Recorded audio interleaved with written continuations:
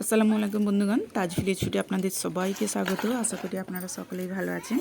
আজ আমি আরেকটু নতুন রেসিপি নিয়ে হাজির হয়েছি। হ্যাঁ বন্ধুরা, আজ আমি বানিয়ে ফেলছি নুন ইলিশ মাছ রান্না।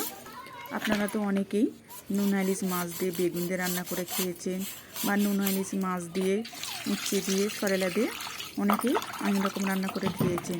আজ আমি যেভাবে রান্না করছি এভাবে রান্না করে একবার খেয়ে দেখবেন, এটি অসম্ভব মজার হয়। আর এটি আমাদের দাদা খুবই পছন্দ। আর যে রান্নাটা আমি করতে চলেছি, তাই মাছটাকে বেছে দিয়ে পরিষ্কার করে নিয়েছি কেটে। আর আমি কড়াই তেল দিয়ে দিয়েছি, আর দিয়ে দিচ্ছি কালো জিরে ফোড়ন, আর দিয়ে দিচ্ছি আমি এখানে 4টে কাঁচা লঙ্কা দিয়েছি, আর দিয়ে দিচ্ছি 4টে মাঝারি সাইজে পেঁয়াজ কুচি। এই মাঝে পেঁয়াজটি যে ঝোলটা হবে মাখা মাখা, সেই পেঁয়াজটি বেশি ভালো লাগে, তাই পেঁয়াজটি আপনারা চাইলে 5টাও দিতে পারেন। আমি এখানে 4টে পেঁয়াজ দিয়েছি। আর একটু মাখা মাখা হয়ে গেলে, একটু পেঁয়াজটি লাল হয়ে গেলে আমি দিয়ে দেবো আদা রসুন বাটা। দিয়ে আমি একটু নেড়ে নেবো। এবার এর মধ্যে আমি সব মশলাগুলো অ্যাড করে দেবো।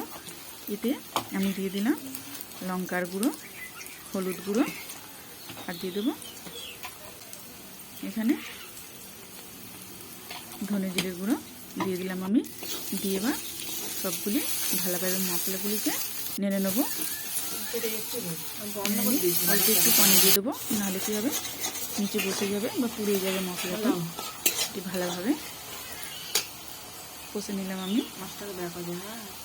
এবার আমি এতে দিয়ে দেবো ধুয়ে রাখা নুন ইলিশ মাছটি। দিয়ে আমি এটিকে খুব আলতোভাবে মশলার সঙ্গে মিক্স করে নেব।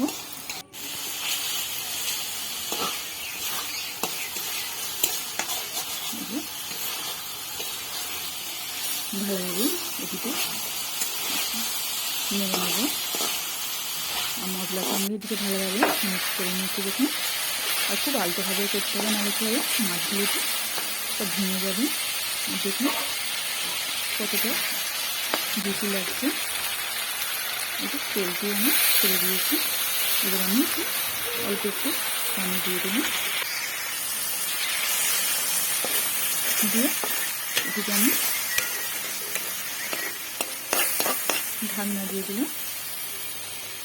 ঢাকনা খুলে আমার মাছ রান্না রেডি হয়ে যাবে। বন্ধুরা, যদি আমার ভালো লেগে থাকে লাইক কমেন্ট and সাবস্ক্রাইব করে বেল আইকন প্রেস করে অল করতে ভুলবেন না। প্লিজ সাবস্ক্রাইব করে দেবেন।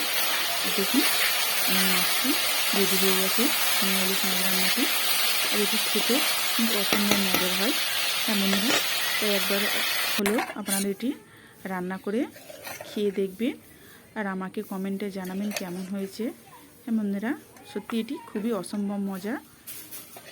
এটি খেতে খুবই ভালো লাগে, তাই একবার হলো আপনারা এটি রান্না করে খেয়ে দেখবেন। আর আমি একটি জায়গায় তুলে নেব। দেখুন কত সুন্দর দেখতে লাগছে।